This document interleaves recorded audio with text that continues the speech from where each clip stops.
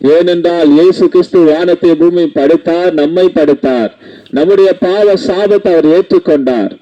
கல்வாரி சிலுவிலே நமக்காக கைகளிலும் கால்களிலும் ஆணடிக்கப்பட்டு நம்முடைய பாவத்தை சாபத்தை ஏற்றுக்கொண்டார். மெய்யாகவே நம்முடைய பாடுகளை, நம்முடைய சாபங்களை, நம்முடைய பாவங்களை எல்லாம் ஏற்றுக்கொண்டார்.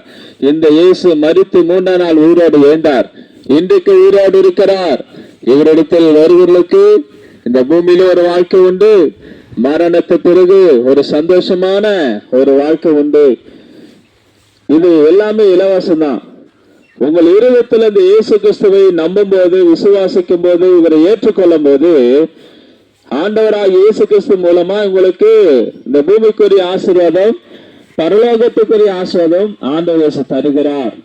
ஆகையினால இந்த இயேசு இன்றைக்கும் ஜீவிக்கிறார், உங்களை தேடி வருகிறார்.